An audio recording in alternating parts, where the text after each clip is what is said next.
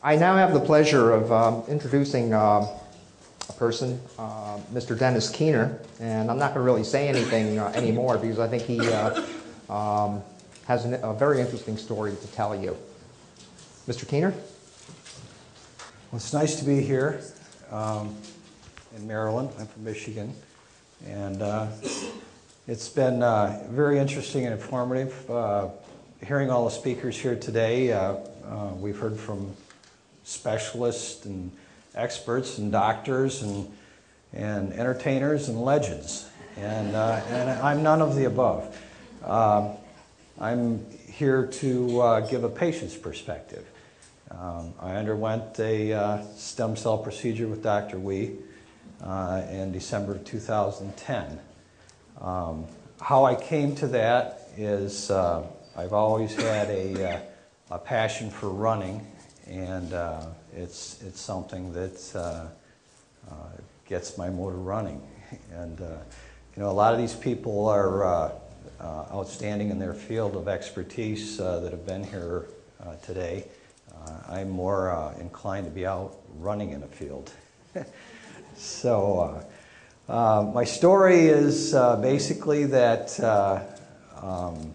I love to run, but I didn't get to pick my parents, and my mother had 2 total knee replacements before she was my age, and my father, I inherited a little bit of bow-leggedness from him, so that kind of puts pressure on the knee joints too.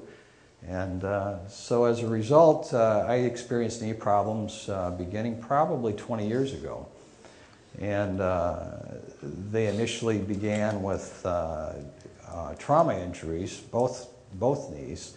One time I fell off of a boat and landed on a swim platform and tore my meniscus and ended up having a scope. Another time I was running on an icy road in the wintertime and twisted my knee and scope on the other one. So that held up for a while, but the wear and tear took its toll over the years as I piled up the miles.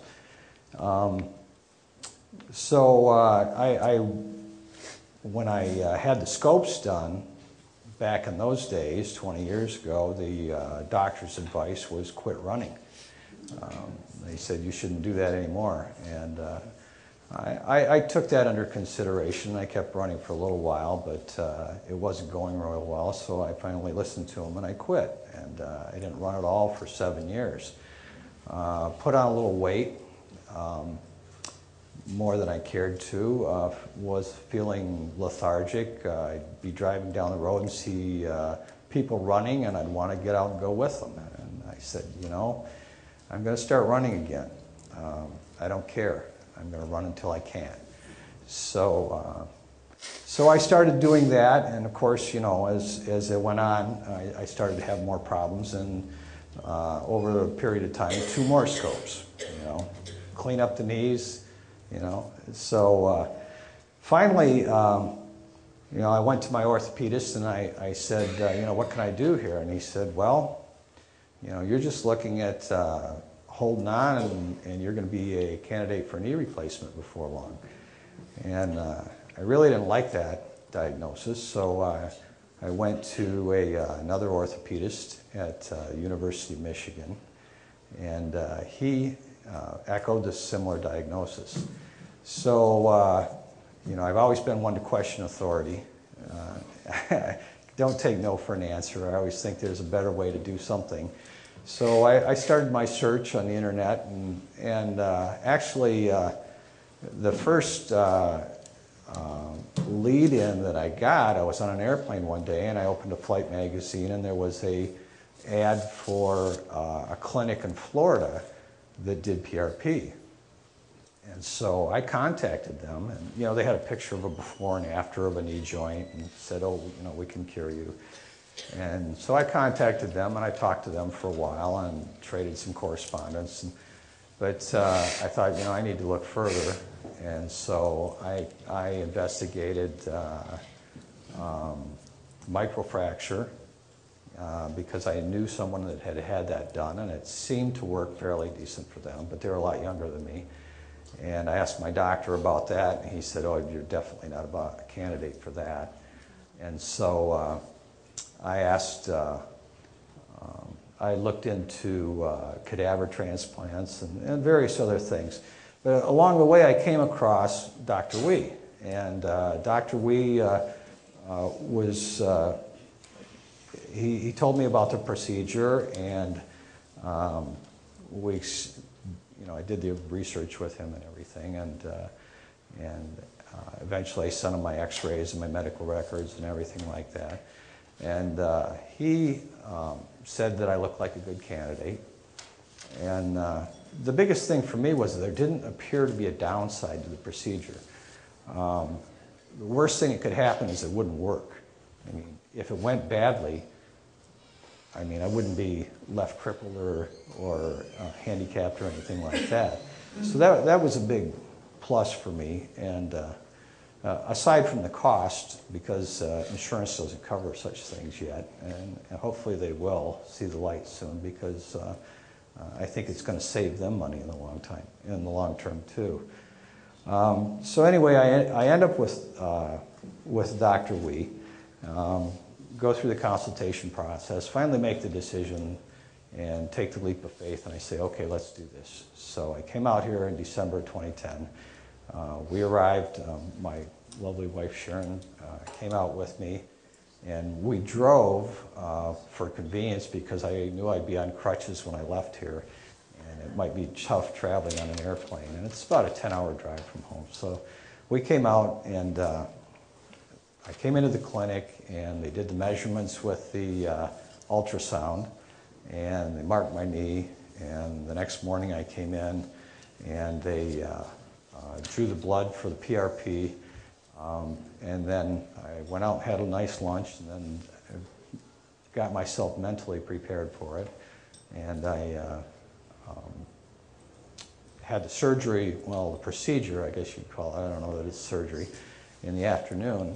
And I was sedated, but not heavily, and local anesthetics. And there were portions of it, I'll admit, were uncomfortable. But all in all, it was pretty quick. And the recovery, I had to stay out for the weekend. And the first night was very uncomfortable, but Dr. Wee helped me with that, and he called in the evening to check on me, and I had a good supply of painkillers, so that made that easy to deal with. And so we had to hang around until Monday morning to do a follow-up exam. And then my wife drove home because I was unable to, and of course we drove through a blizzard on the way home. So she did a great job in that. But the rehab was fairly intense. The first 2 weeks I was on crutches, and then I progressed to a knee brace and a cane, and I was able to start resuming some of my activities, and after about 3 weeks or 4 weeks, and I started to get in the pool and swim. I started to do spinning on a bicycle, although I would do one-legged in the beginning and just let my right leg go for the ride. But the motion was good for it, and it helped loosen things up. But it rapidly started to improve, and I am fortunate enough to live in Lake Orion, Michigan, which most of you most likely have never heard of. Happens to be the home of the Hanson's Distance Project, which is an Olympic training program for post-college athletes. And they train these athletes, and actually one of their athletes qualified for the Olympic marathon and ran it in Beijing, Brian Sell, in 2008. So I've got the company of some pretty elite people there, and one of their graduates, Clint Barron, who once placed 10th at the Boston Marathon, which is pretty significant, is a physical therapist in my town. And so he did my physical therapy, and he has this remarkable device called the Ultra-G treadmill. And I was able to start running much earlier than I would have been able to otherwise, because this treadmill that he has, you suit up into this suit and it inflates and it takes some of your body weight off, so the impact is lessened and you're able to run. And so I was able to maintain a level of fitness and start exercising without the impact. And that helped me tremendously. So in the course of from December to early March, 90 days is what Dr. Wee told me I couldn't run. No running at all. So, but I was able to use the Ultra G, so that was kind of pseudo running. I started training in early March with my first run, which was a whopping 4 miles, which for me is not much. You know, for some people it's a lot. But from the beginning of March to the end of May, I was able to train well enough and complete the Bayshore Marathon up in Traverse City, Michigan. And a marathon, for those of you that don't know, is 26.2 miles. Okay, so I felt great. I was not having any knee pain. I was taking it easy. I wasn't pushing the pace. I wasn't hammering out the training miles that I could in the past, but it was very promising, and it only encouraged me because I felt good. I kept adding on and adding on and adding on. So I think there's a slide that has some of the events that I completed. In the course of 8 months, I went from 9 months, I went from not running to doing the Bayshore Marathon. Then I competed in a 10-mile race. The Peterborough Triathlon is a 70.3. That's also called a half Ironman, and that's a 1.2 mile open water swim followed by a 56-mile bike followed by a 13.1 mile run. So that's called the half Ironman. That was in that's May, June, July. This is August. I did a 300-mile 3-day bike tour, which was a fundraising event for the Make-A-Wish Foundation. My hometown holds a world-class event, the Crim. It's a 10-miler. It draws the Kenyans. It draws people from all over, and it's a huge event. And I came in 30th in my age group, which doesn't sound like much, but there were 600 people in my age group. So I was pretty pleased. This was a bucket list goal here. I completed my first Ironman Wisconsin. Ironman consists of a 2.4 mile open water swim, followed by a 112 mile bike, followed by a full marathon, 26.2 miles, and you have a 17-hour cutoff. You have to complete that in. So, all this is on my new bionic knee. And that wasn't enough, so a friend talked me into running another marathon in Illinois in September. And then I came out here and ran the Marine Corps Marathon in October, and then I came into Dr. Wee. Since I was in the area, I came in for a checkup the next day. And they checked the measurements on my cartilage on my knee and found that out of 5 measurements, 4 had increased in the cartilage and 1 was stable. So that was a lot of fun. The Huff was a 50K in December, which is 31-mile trail run, and that was through mud and water and snow, and it was pretty good one. And then ran a few more tune-up races to get ready for my next bucket list event, which was in February. And I completed the Rocky Raccoon, which is in Texas. It's a 100-mile trail run. And I took a couple weeks off after that one. But all in all, I guess this is just to illustrate. It's not to toot my horn or anything. It's really about Dr. Wee, and it's really about what he's done for me. If I had listened to my other doctors and hadn't kept looking and hadn't found him and his organization, I would probably not be running, and I would probably be looking forward to a knee replacement one day. So thank you, Dr. Wee. Thank you for having me here.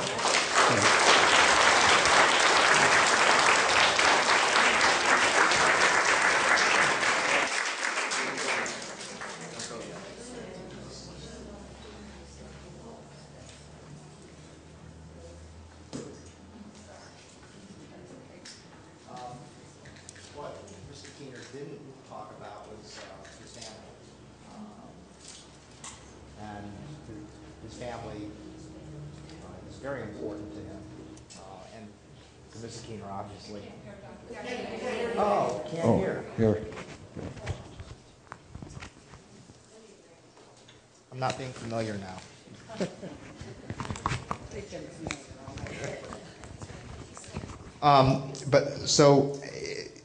Their family is very important to them.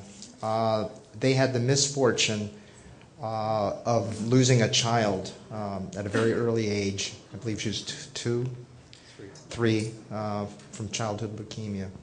And again, as part of ARI,